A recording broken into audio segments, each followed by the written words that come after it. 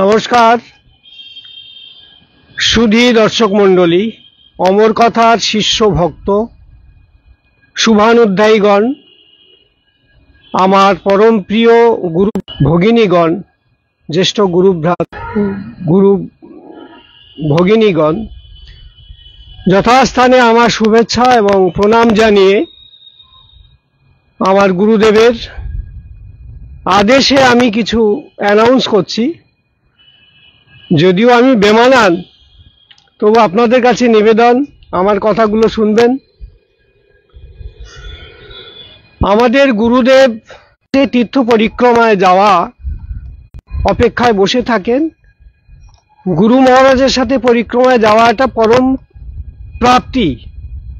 তার শ্রীমুখে তীর্থের মাহাত্ম্য, তার দীর্ঘ প্রায় 50 বছরের তীর্থ পরিক্রমার যে অধ্যাত্ম জ্ঞান তিনি আপনাদের কাছে যেভাবে বলেন, আপনারা পরম আগ্রহে অপেক্ষা করে থাকেন। বছরে 2025 সালে আঙ্গিকে এবারে পরিক্রমা সাজানো হয়েছে, আপনারা একটু শুনে নিন।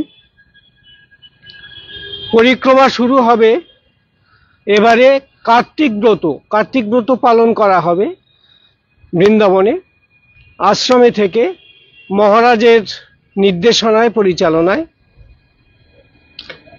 তার যাত্রা শুরু হবে চম্বল এক্সপ্রেসে স্টেশন থেকে। সময় হচ্ছে সন্ধ্যা 5:45, পৌঁছবে পরদিন সন্ধ্যে 7:45। 1 মাস 6 দিন ধরে ওখানে মহারাজের শ্রীমুখে 18,000 শ্লোক সম্বলিত ভগবত কথা, ভগবত কৃপা লাভ করবেন। মহারাজের সঙ্গে থেকে যে অধ্যাত্ম জ্ঞানের যে প্রসাদ আমরা পাব, সেই সুযোগ থাকবে। তার সাথে যারা 1 মাস ধরে পরিক্রমা বা 1 মাস ধরে ব্রত পালন করতে পারবেন না, যাদের হাতে সময় কম, তাদের জন্য একটা সুযোগ রাখা হয়েছে। তারা যাবেন 29 অক্টোবর, 10 দিনের প্রোগ্রাম করবেন। ব্রজমণ্ডল পরিক্রমা, 84 ক্রোশ ব্রজমণ্ডল পরিক্রমা। আপনারা যারা অবগত আছেন, আমাদের গুরু মহারাজ কিভাবে, কত সুন্দরভাবে, সুললিতভাবে, সুসংগঠিতভাবে তিনি পরিক্রমা করান, আপনারা অবহিত আছেন। সেটা শুরু হবে, পরিক্রমা শুরু হবে।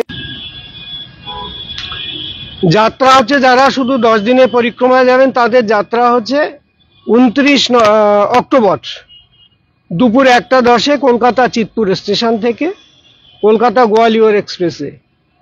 পরদিন অর্থাৎ 30 অক্টোবর বৃহস্পতিবার পৌঁছবে, সকালে 10টার মধ্যে পৌঁছে যাবেন। গিয়ে আশ্রমে দুপুরের প্রসাদ, মন্দির ইত্যাদি পরিক্রমা করার সুযোগ পাবেন। এবারে আপনারা 30 তারিখ, 30-10 হচ্ছে আপনারা অক্রুরঘাট প্রেম মন্দির যাবেন। 31-10 শুক্রবার ভোরে আমাদের পরিক্রমা, আপনারা জানেন, যারা জানেন তারা খুব ভোরে 5টার সময় হবে। যাবট কোকিলাবন, কাম্যবনে বিমলাকুণ্ড, বড়চরণ পাহাড়ি, বোমাসুরের গুহা, ভগবান শ্রীকৃষ্ণ প্রতিষ্ঠিত বদ্রীনাথ কেদারনাথ মন্দির, ভোজনথালি, পিছল পাহাড়ি, পাণ্ডব কিল্লা বা বনবাসস্থল, নন্দগ্রাম, সংকেতবন আদি।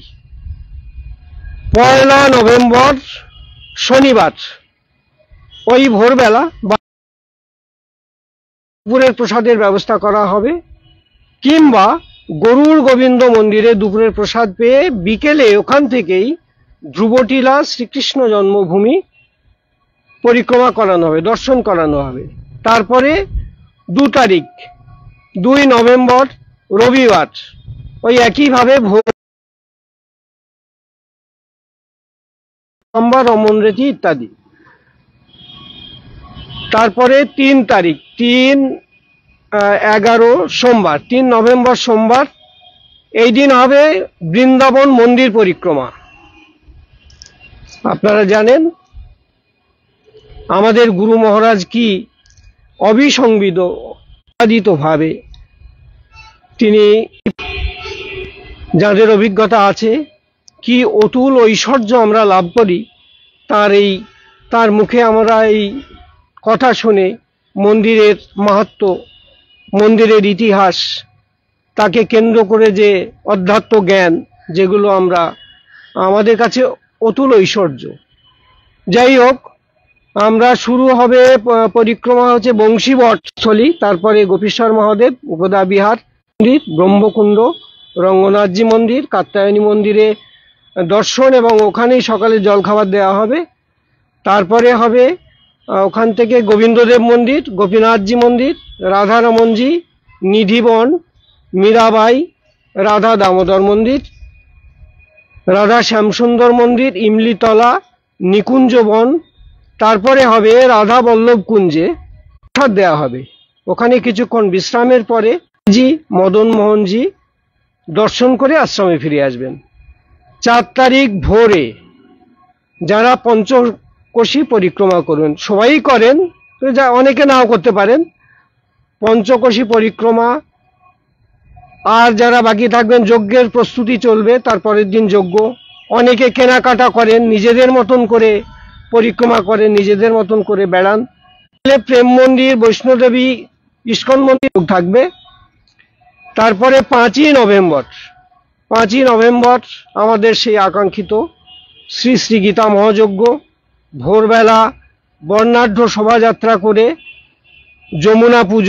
যমুনা যাত্রা হবে, যমুনা পূজন, সেখান থেকে শোভাযাত্রা করে আশ্রমে ফিরে এসে যজ্ঞ শুরু হবে। যজ্ঞের পরে ঠিক বেলা 1টায় তারপরে সমস্ত যাত্রীরা একই সাথে ফিরে আসবেন 6ই নভেম্বর সন্ধ্যায়।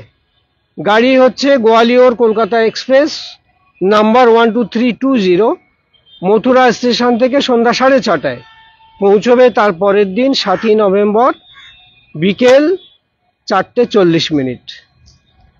আপাতত সংক্ষেপে আমি আমার গুরুদেব বললাম, আপনারা একটু শুনবেন। আমার গুরুদেবও বারে বারে বলবেন, আপনারা অবহিত হবেন।